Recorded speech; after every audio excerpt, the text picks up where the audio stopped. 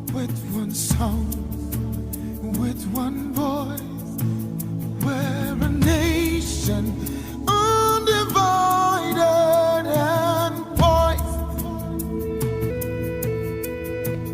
We will take a stand and build our land in faith to defend what is ours.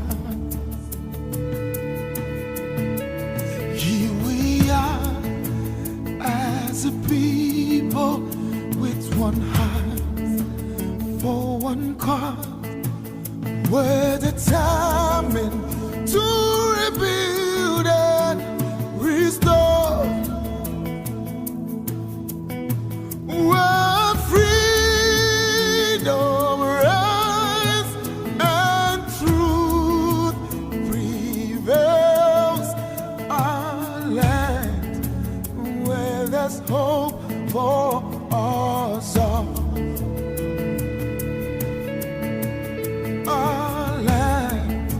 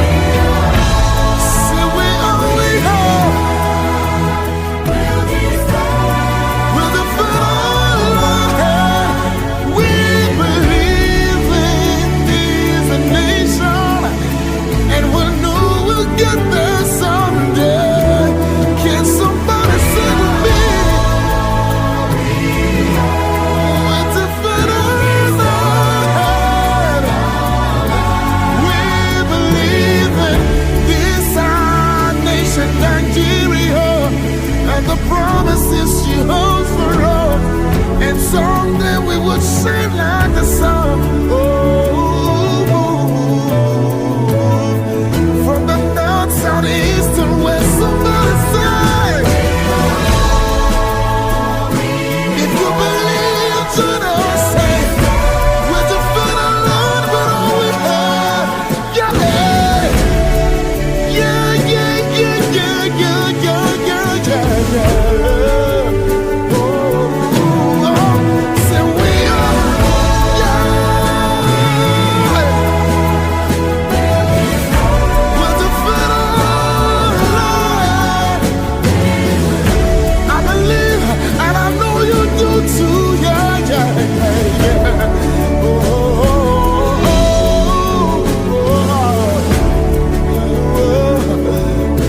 Nigeria, stand up, Nigeria, stand up. Join me, say, yeah. What a great nation. Oh, yeah. Ooh.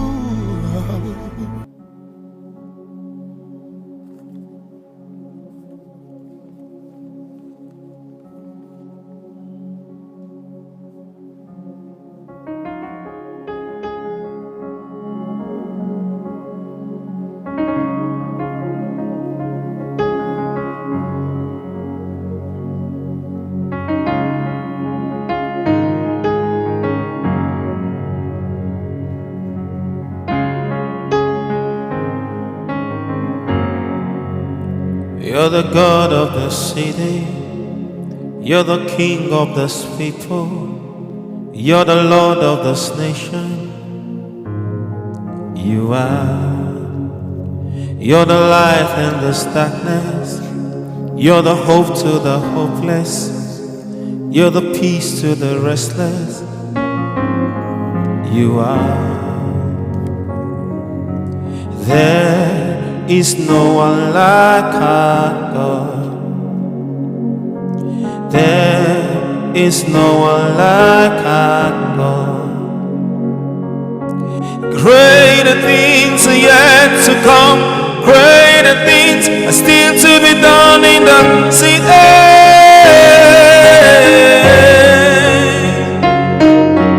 Greater things are yet to come. Greater things are still to be done in the city.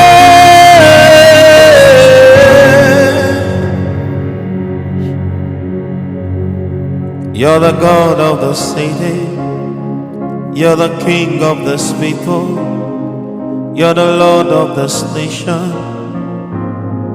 You are. You're the light in this darkness, you're the hope to the hopeless, you're the peace to the restless. You are. There is no one like our God. There is no one like our God. There is no one like our God. There is no one like our God. Greater things are yet to come. Greater things are still to be done in this city.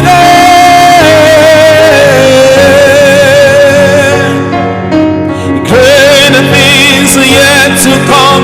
Greater things are still to be done in the city.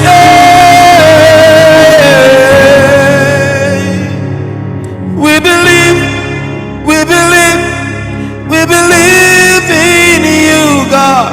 We believe, we believe, we believe in you, God. We believe, we believe, we believe in you, God. Greater things are yet to come. Greater things are still to be done in the city.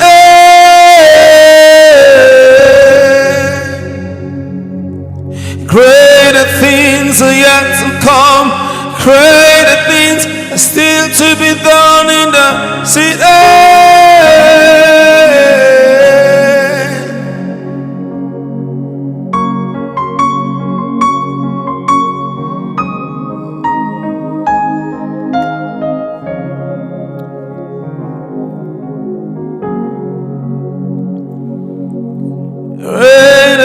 things are yet to come. Greater things are still to be done in this city. Welcome, everyone. A blessed day to you, regardless of what time of the day it is in your own part of the world. Everyone joining us from all over, we send love and thanks for your prayers, and thanks for solidarity, messages coming, those standing with our youth in this time of serious engagement, and everyone standing with our nation. I appreciate messages from friends from all over the world, and everyone brainstorming, everyone that have shown some degree of concern, better still those who have shown great empathy, especially with those who are counting losses. I think we are all counting losses. People that have lost loved ones, those who lost property, and unfortunately, people counting their losses are the innocent ones. So our prayer and our hearts are with every one of such. We're also praying for families that are grieving, either because a member of the family has been battered one way or the other, or outrightly dead. We're praying for our nation. I gave a message in the midst of this ongoing phenomenon that I titled A Nation in Deep Crisis. And about 2 days ago on Wednesday, I came with another message that is titled The Season of Trouble, of Perplexity and Reproach. This just captures the way things are from my own perspective. And not just from my perspective, it's the feeling I have and what I can sense from people responding, reacting, and all the outcry that's going on. And also trying to look into the situation of our nation. Well, this is a special edition. It's a Q&A session concerning the state of our nation. We can't afford to continue business as usual. It's like the house is on fire. It's not just that there's fire on the mountain. I think the fire's gone beyond the mountain, is now in the house. The house is on fire. It's Mayday. Our flight is in great jeopardy. It's not sustainable. And if you view it from a health perspective, we have a terminal health crisis plaguing our nation. It's like a cancerous, malignant tumor of cancer that is busted and is spreading to all the vital organs. Whatever angle, whatever metaphor you want to use, it's like a virus that has not only penetrated but has permeated every aspect of the system. The problem is systemic. The virus is breaking down the immunity. And this is not trying to sound alarmist. I think to view things otherwise is not to be realistic. Some people are of the opinion that, if we are of faith, we shouldn't see anything negative. We shouldn't even acknowledge any problem. I think that is not faith. Because faith does not deny the facts. Faith acknowledges the facts. And then faith taps to a higher power, the supreme power of the Creator, the supreme power of the Almighty God, to help the situation as you face the facts. So this is the way it is right now. And that has brought us to a situation where there are so many questions begging for answer. And the most vocal among those who are asking questions are the young ones. They are the Sorosoke generation. And they're really speaking loud. Sorosoke basically is like speak louder. They're speaking loud. They're thinking aloud. They're asking questions. And there are different answers being thrown up from different corners. So today, we're going to take some of the questions, especially the one coming from the youth. And I'm looking forward for another episode where I'll be hosting some of the youths and asking them questions. Well, remember, about a fortnight ago, in the midst of the peaceful protest, which is tagged, I didn't say was, it's tagged because it's still ongoing, #EndSARS, which is basically end that special squad that is called anti-robbery squad. Somebody have rightly labeled it or interpreted SARS to be state-sponsored anti-robbery, whatever. Incredible. So the #EndSARS, like we've said, was just a banner. It's just a hashtag. It's just a label. It's a trigger. It's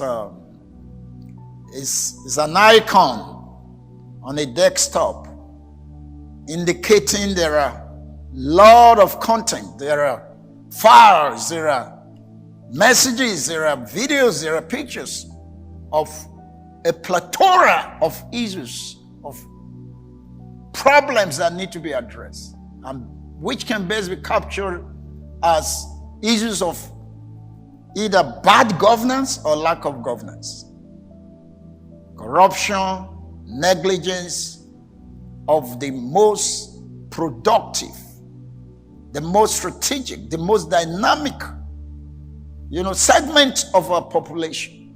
It's been neglected, it's been suppressed, not just sidelined. They've been cheated, they've been plundered, and they've been unjustly treated. Either because there is outrightly no genuine process and act of governance, or there is misgovernance, there's bad governance, there is corruption. One of our pastors a while ago captured this so powerfully when he said, the problem of Nigeria is not just insecurity, that the insecurity is rooted in insincerity. We are grappling with insecurity, and we can't overcome insecurity even when, the head of government now and the commander-in-chief is an ex-military general. We can't deal with insecurity with all the military or the law enforcement apparatus, the security apparatus, and billions of whether dollars or naira being voted for security. We can't deal with it because there is insincerity. So the NSAS campaign and protest is a big flagship that just carry the label, like the registration number, NSAS. And so this is why all of the effort to say, what are they really asking for, 5 for 5?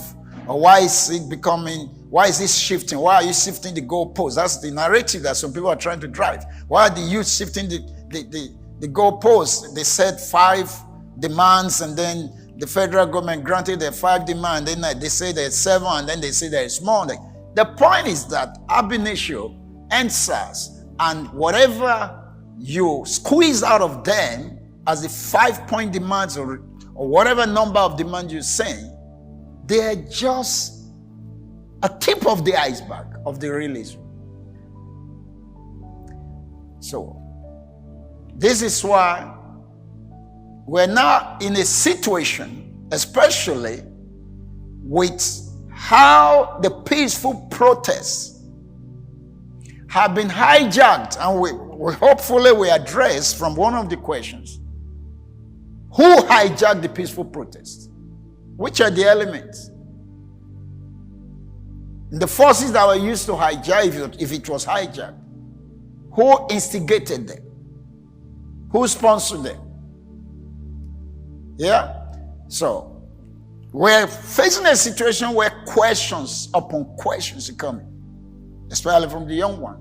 But we also need to hear them, because I said a while ago, the young population of this nation, and depending on how you try to describe them, depending on your benchmark, you can say they're 65 and above, or maybe from 70 downward, depending on where you put the benchmark of the population. They are not just bringing out a message, they constitute a message. The youth themselves and the state they are, and the demographic among them, and the different classes you have among them. Like now you have those who are civilized, those who are elitists, those who are well-informed, who can organize to the level of the best global practice, best global standard.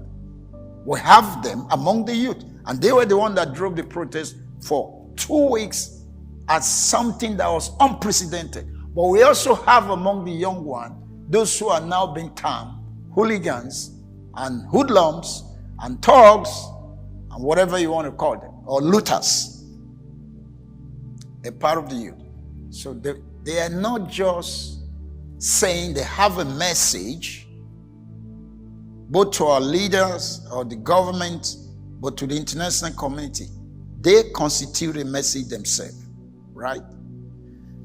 So we're going to have other session where we'll have their representative and we'll try to ask them questions.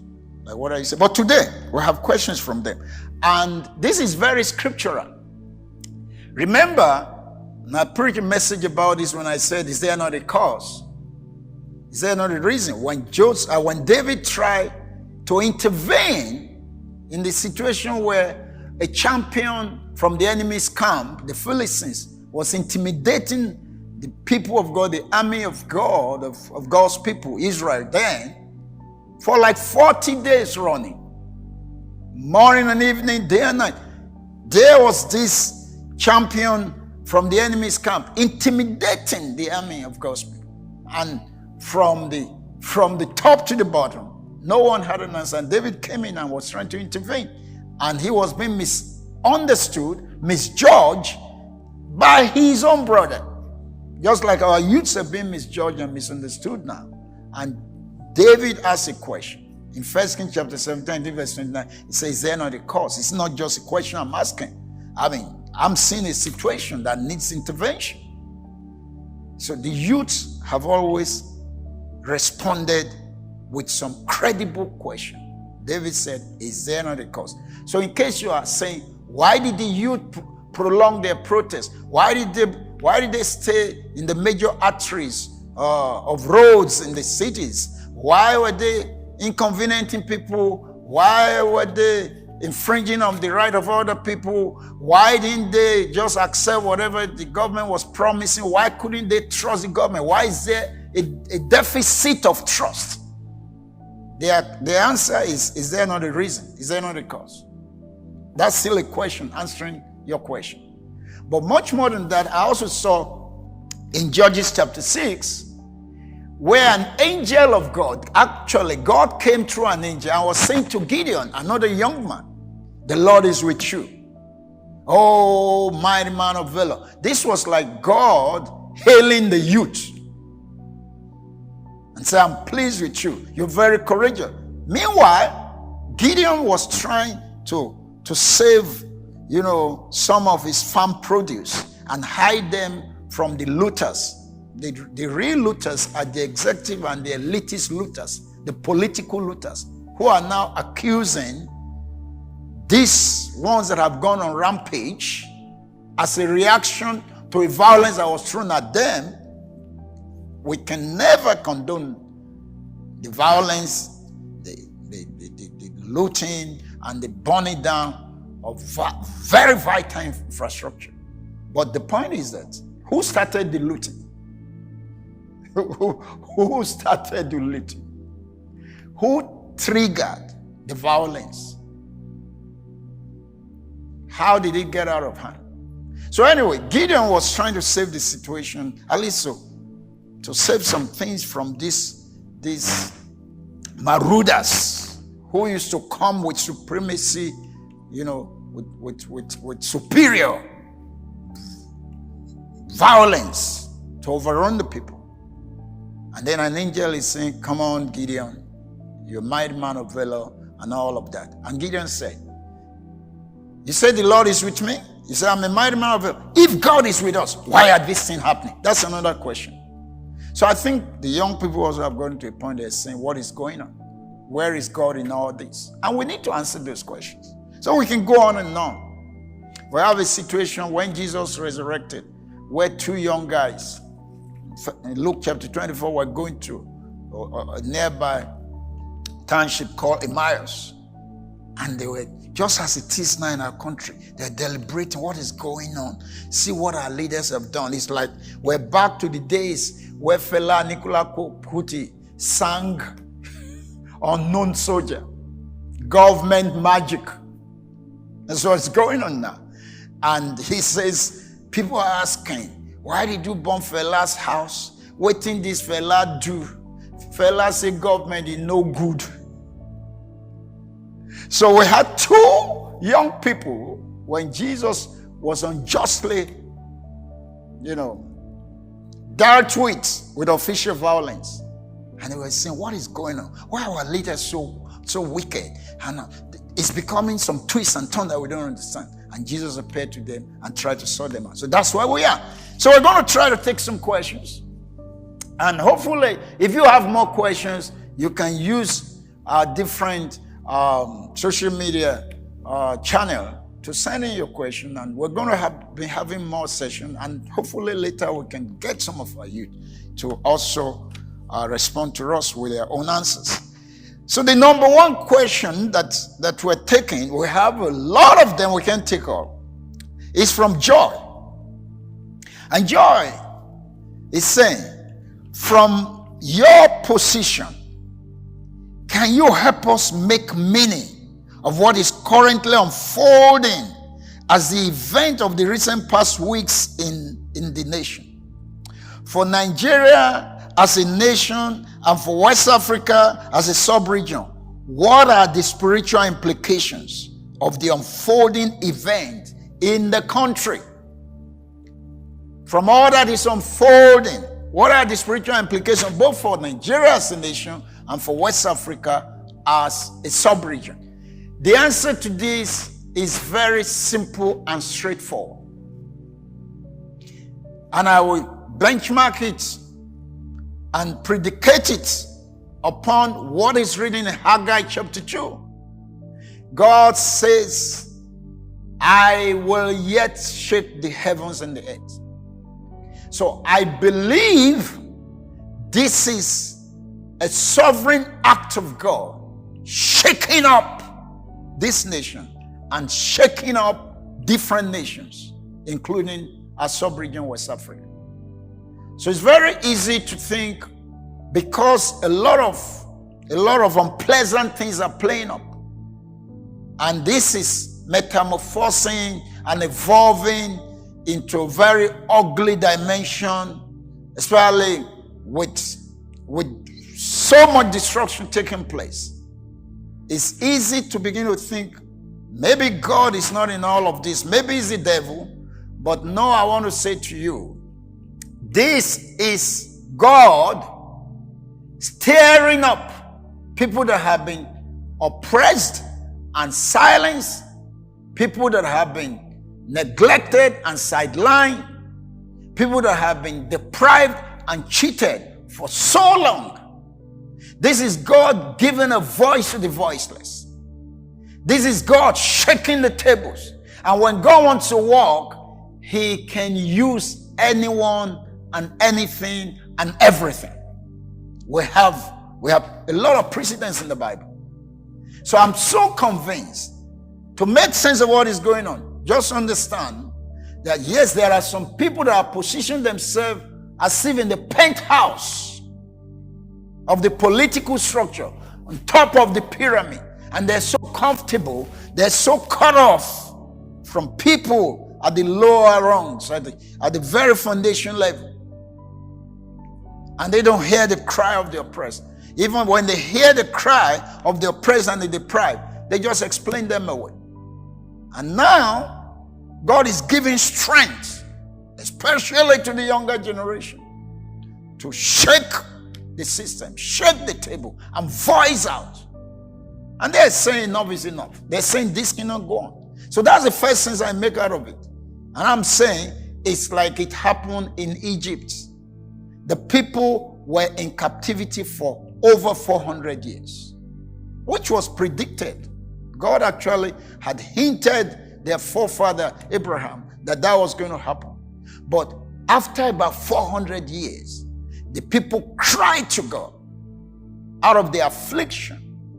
And the Bible says God raised Moses to begin to challenge the status quo, to challenge the oppressor. And in doing that, a lot of shakings were introduced. It wasn't a tea party. It's not going to be a jolly ride. So yes, you're going to see like crisis upon crisis. You're going to see disruption. And regardless of what side of the divide you belong, before you say, oh, the devil is using some people, well, the devil, the people he uses, the one God uses, and everything happening, I believe God is the one allowing it, because God is saying there have to be a change. The people that are oppressed, the people that have been taken captive and turned to second-class citizens in their own nation, must not be allowed to remain that way. So that's the first sense I make out of it. And I think we have a lot of secular songs that are now turning out to be prophetic. The Bob Marley's song, singing that ideological song, until the philosophy that make one race superior and another inferior, until it is totally discredited and abandoned, you're going to have a lot of violence. So it's like a cancerous condition. But the one that is more scary, we're on a flight and there is serious mechanical problem. The engine has problem. The navigation equipment has problem. This plane can't continue. We need to find somewhere to land and fix things. If a vehicle is bad, it's not roadworthy. And if you keep on, as a matter of fact, it may explode, it may catch fire, and you are just changing driver. The gearbox is bad, the engine is almost getting up, the radiator is heating up, there is smoke inside the car itself, and you are saying, let somebody from our side come and drive. It doesn't matter who drives. As it is now, it's not a matter of the driver. But to make it worse, the plane is in crisis, but there's problem in the cockpit. the captain and the co-pilot and the crew. As a matter of fact, sometimes we don't know if they are sleeping or they are clueless. So we're in big problem. We need an emergency landing. It's Mayday over Nigeria.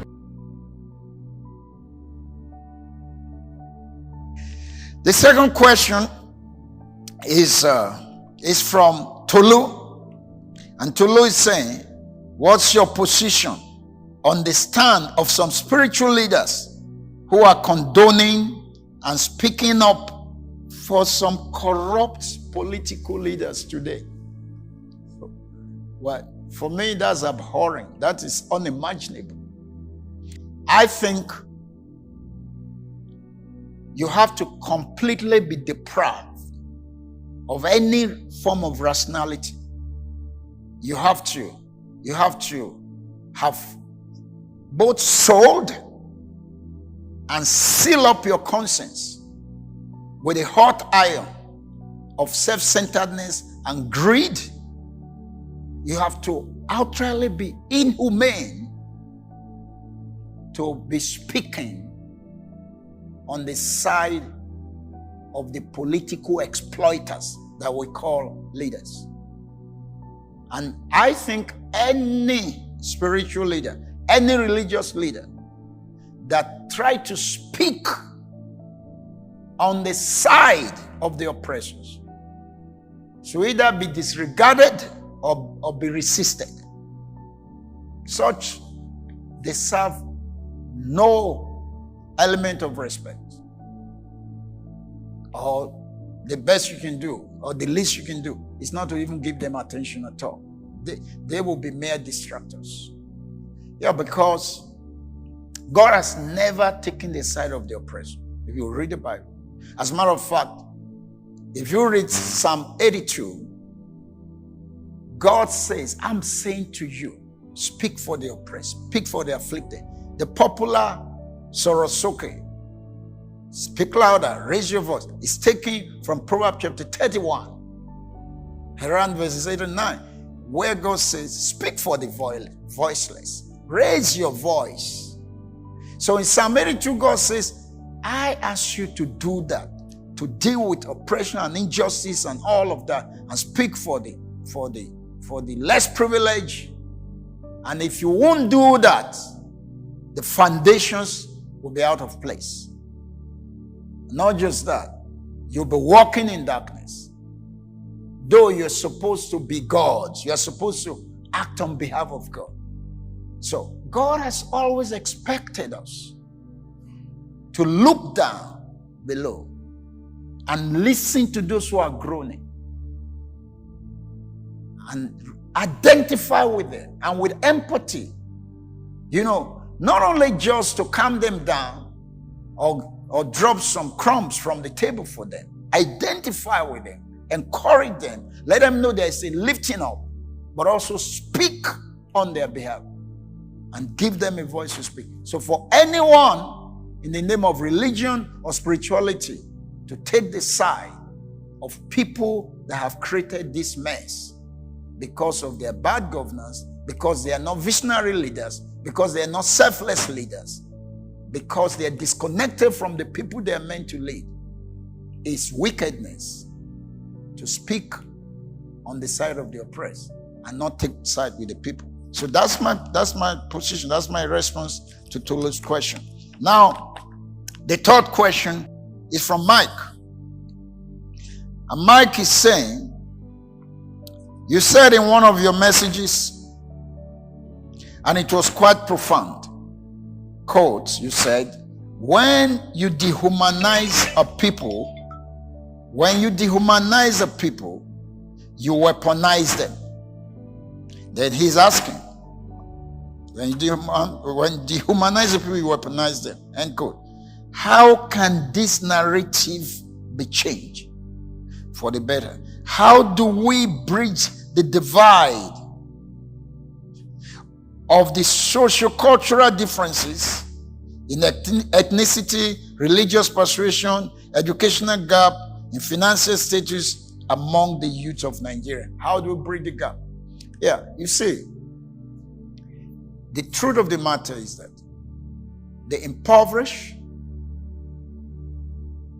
the so-called less privileged, who are deprived of their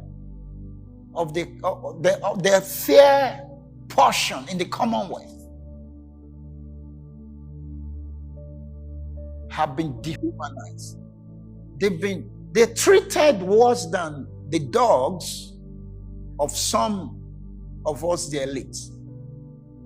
That some of our pets have better attention, better welfare than some of these people. So when we say people are dehumanized, they're treated less than being human. For a long time, they are either seen as miscreants, as thugs that can be deployed as political tools to cause confusion, to destabilize the system. Or sometimes they're armed, they're turned to soldiers that didn't have any training, that have no discipline. So, this is dehumanization. And when you do that, when you abuse the people like that, it's as good as hijacking a passenger's plane and turning it to a bomb when you run it to a building. So when you dehumanize the people, you make weapons out of them. The point is that, or the danger is when the weapons explode, it's not going to distinguish from those who equip them, from those who dehumanize them. As a matter of fact, it's likely to turn against those who think they have them under control. That is when things fall apart. That is when the center can no more hold. And that's the situation we're in. So, how do you bridge the gap? Well, it's not just the people in position of authority, the government, now waking up to their responsibility and knowing why in the first instance they were appointed to position of authority, or they were elected to position of authority, and knowing that they're there to serve these ones, and not that these ones are there to be deployed as tools, as weapons, to suppress the system and keep them in office. Is to begin to respond to these ones, genuinely addressing both their psychological, their emotional, and their material needs. Right? The people in government have to know you can't keep deceiving all the people all of the time and think that you keep on that cruise. It's not going to work. It's not about reading addresses. It's not about pretense. It's getting down to say, how do we give the life of these people a meaning? How do we give direction? How do we relieve their pain genuinely? But not just them, even among the youth. And I think that is happening. Because during the last NSAS protest, we saw where these young people were contributing money not only to sustain their protests and feed themselves and organize themselves and respond to different needs, that even those who were handicapped among them, they raised millions to come to the aid of those ones. So I think the gap is already being bridged among the young ones, whether it's educational gap or any form of status gap, whatever it is. And the religious gap was completely bridged, because we saw on the Friday where some Christians formed a ring to help the Muslim among them to pray the Islamic prayer on a Friday. And I think on this following Sunday, the Muslim also form a ring to protect the Christian, to do their own Christian prayer. So which means the younger generation are not buying into this narrative that the political oppressor and exploiter try to do by using religion, ethnicity, and what have you to divide us. So among the young people, they're bridging the gap. Absolutely. They're not buying to this saying, well, it's South against North and North against South. They see the whole world as their village. Unfortunately, some older generations see their village as the whole world. That's the way someone has put it. Right? So it's now left for the rest of us, whether we're religious organization, civil society organization, or business establishments, corporate bodies.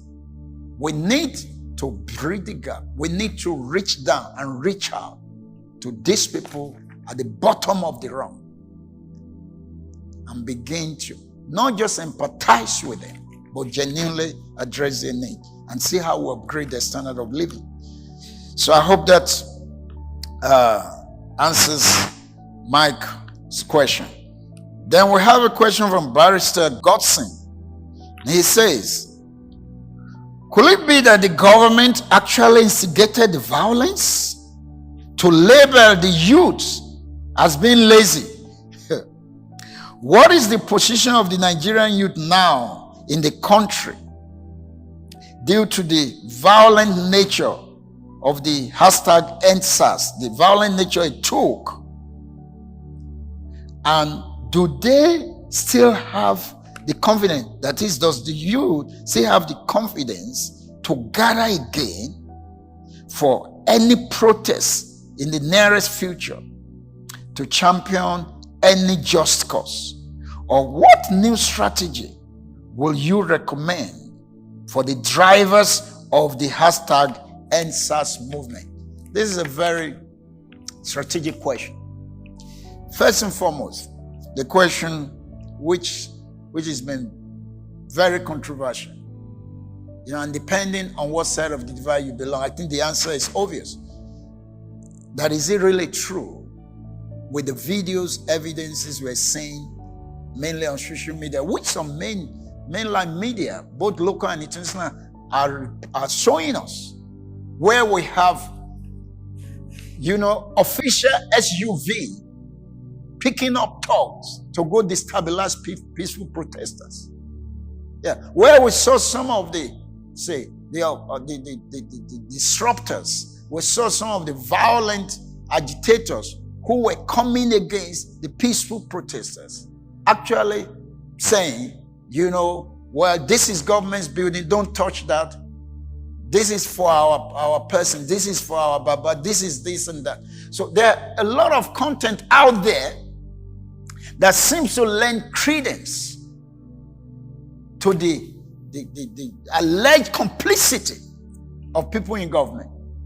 Because you remember, about 2 weeks into the peaceful protest, we begin to hear some top government functionaries saying, this thing will be hijacked, or this thing will be hijacked if you don't stop. And it seems like they were giving us a preview of their own script. And so they're saying, if you don't accept the offer, the government have listened to you. Some are senators, some are ministers, some are governors. And truly, it was hijacked. Well, they must either be like clairvoyants, or they're like real prophets, or they really instigated it. And I think a lot of evidence will still come out. So everybody's entitled to his opinion. But if you get back to history and you know how these political elites operate, it's not difficult to buy into the narrative that there are people in government. It might not be official. There's no policy statement. There is nowhere where, documents were written and signed say, go disrupt. But the fingers of people in high places, their fingerprint is all over. And anyone that says it seems government is complicit in this, I don't think you can say it's talking around nonsense.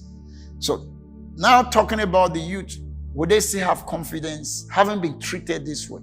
If they have organized themselves in a decent, civilized, excellent manner, in a responsible way. And what they got is the activation of violence, directly or indirectly, by whatever means. Yeah, the shooting at Lekki Tollgate. Now we're hearing that from the military command, they're saying, well, actually it's the state government that brought us in. And there's denial and counter-denial. So this is the point. If any form of violence was officially introduced. And the violent segment of the young ones who were rendered to be that way because they were not given any chance to make their life better. If they now respond to your violent engagement, I think to turn around and blame them is ungodly, is unrealistic, is unjust. So what we can say is to the youth, don't let the evil that is thrown up from any quarter, whether official or unofficial, whether political or religious or ethnic sentiment, don't let that overcome your good intention, your good purpose. You remain focused. I think like the message you've been sent to yourself. You remain focused. Don't be intimidated. Don't be cowed. You have to. You know you're fighting a just cause. And what is to be done is to find the next strategy. What is the next strategic way of engaging? Okay? The fact that you're chill now does not mean that you're backed off, you have given up. No. It's like, what is the next wave to catch? What's the next cruise to catch? Yeah? Because I said, when God was trying to set the people free from captivity, again, another biblical example in the book of Exodus, when the children of Israel were to be set free, God was bringing strategy after strategy after strategy. So this is the way it works. A move, an initiative that comes with a degree of crisis and shaking will come up through Moses from God. And when that has expired and the oppressor resists, then what you have is Moses goes back to God. And it's like, God, what next? So this is the time that the younger ones, I believe they're consulting, what next? What's going to be our next move? Our role is to keep praying that they will have superior intelligence and they will have strategic ideas of what to do next. But to back off, to lose confidence, to lose courage is not an option. This is my admonition. The young people know when to change tactics, because these people some of them are human beasts, not human beings. Beasts. So when you are engaging, you bring out protest, peaceful protest. They sponsor hooligans and whatever they call them and release them against you and roll out military. Okay, you have withdrawn now. You are a submarine. You have gone under. Think strategy. Because this is what God and Moses did in Egypt. When God brings a crisis to hit Pharaoh and shake everywhere, after Pharaoh recover from that, he will come out again with stubbornness. Then Moses will say, God, what next? God will not say repeat the former trouble. God has another strategy. Hallelujah! It's going to be strategy upon strategy. It's going to be shaking upon shaking. And it will be divinely inspired.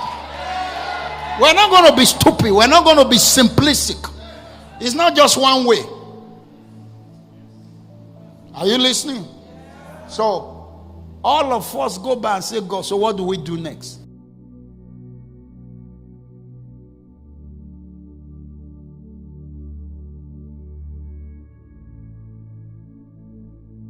So, still in this special Q&A session, Macaulay sends a question and he says, some of us have had opportunities some years ago during the Jonathan administration, the good Lord Jonathan administration. We had opportunity to travel out of this country to go to where we know things are working better.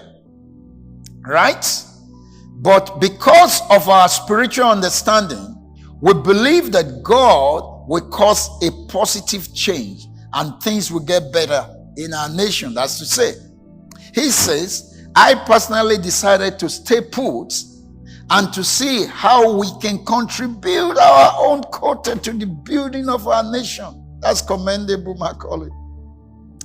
He says, now it's like we are regretting that step of faith. We are in our early 40s now. Our children are growing. So we now abandon the Nigerian ship and go the way. Well, let me just encourage you, Macaulay. I've thought about that myself. A lot of us have options. We have options of where we can go. Excuse me. Maybe to go live a quiet life and decent life somewhere. But the point is that wherever you go, you'll be a second-class citizen, largely, or it's going to be known. You are like a refugee. You ran away from the crisis of your nation. And in any case, it's people that labored, sacrificed to make those places work. So I don't think having this escapist mentality is easy. We thank God and we hail and we salute Nigerians in diaspora, okay, who are also, contesting and agitating and protesting and speaking out about things being put right in the nation. And a lot of them are laboring and sending money back. Okay? What is not right is to think, let me just turn my back and forget about this situation, this hopeless situation. Let me go just live a peaceful life and enjoy somewhere. You don't have to regret your decision not to run away, your decision to stay. I think you should rather be encouraged. You should be proud of yourself, of your decision. And it's to say, we're not going to let things continue this way. We need to fold our sleeves and fight for our children and fight for our grandchildren. Because it does not matter where you go. You can't have another country that you call the country of your birth. Yeah. And you have to know that your children expect you, while you are alive, to do the best you can do. You may not be able to change everything, but whatever contribution you make, that you're making now and that you still make, we speak to vindicate you when history is being narrated. So I don't think running away is an option. I don't personally encourage it. I've said, we understand the language of the tribulation and the crisis here. There is trouble in every other nation. When you get there, the trouble there may speak a foreign language to you. So why don't we face what is facing us here and sort it out? And whether you're here or you're out there, we need to join forces together. We need to build our nation. Nobody's going to come and build it for us. We need to make it conducive. We need to create an enabling environment so that other people also can feel attracted to come and be part of what is going on here. So that's my answer to Macaulay. Maybe you can still take one or two more. I'm not too sure if that is possible. Yeah. Amani sends a question, and the question is, across the states, judicial panels of inquiry have been set up.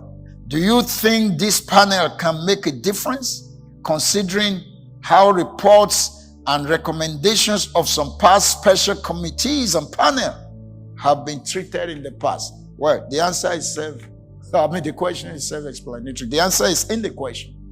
When we check what has been done with past inquiry, past, confab, conferences, and panel, it's like, well, this is the way the government used to put things in the cooler.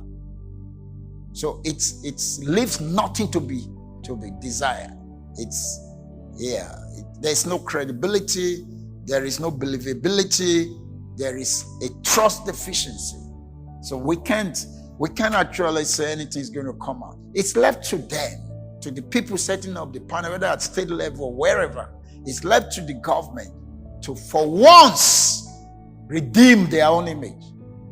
Because we've heard that is the usual government magic. And the way it used to end, it ends in nothing and it achieves nothing. But they can prove everybody wrong. But if we go by the past, By the past narrative, there is nothing to desire. There's nothing that says to us that things will work better, that anything is going to come up. So, there are other questions that we may not be able to take today. Hopefully, in another session, we'll both be responding to the questions of the young ones and also bringing them up or taking answers from them. Because I tell you, they have answers. You guys, you young people, you have answers. Probably that is going to help people in authority and even speak to the older generation what to expect. But in the meantime, let's not be discouraged. Let's not give up. Let's not back off. That's not an option. The glory of the young ones, the glory of the youth is their strength. Don't compromise that strength. Now, something has been proven. It's been proven that the people in power are not the real people that have the power to make a change. The power belongs to the people. And it is the younger generation that constitute the people that hold the power. You're the one that is keeping people in power. And when you shake up from your own position, when you challenge the status quo, when you speak out, when you refuse to bow and be trampled, and you refuse to just, keep swallowing whatever they're dishing out, including their narrative. When you say, no, we can see, we know what is ideal, we know what's right, they can't sustain a system that keep dehumanizing the people whose life they are meant to give value to. So we have to keep up.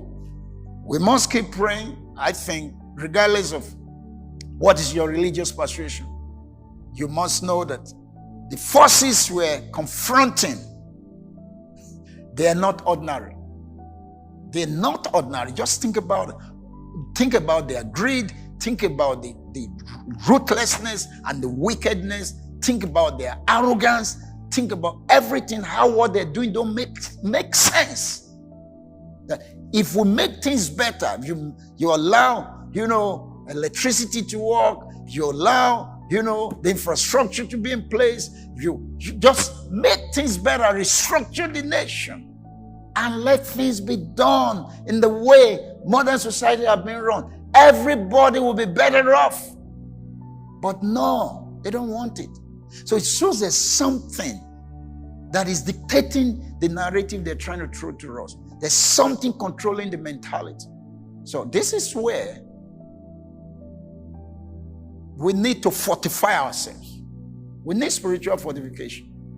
Yeah, we need the power of God.